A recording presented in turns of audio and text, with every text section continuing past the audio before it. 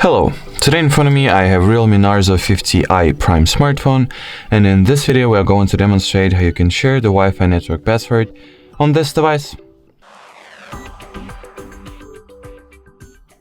So first of all, swipe downwards from the top part of your display in order for the notification and control center to be launched.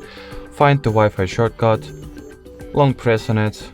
Once at the Wi-Fi settings page, choose what network you would like to share the Wi-Fi password of.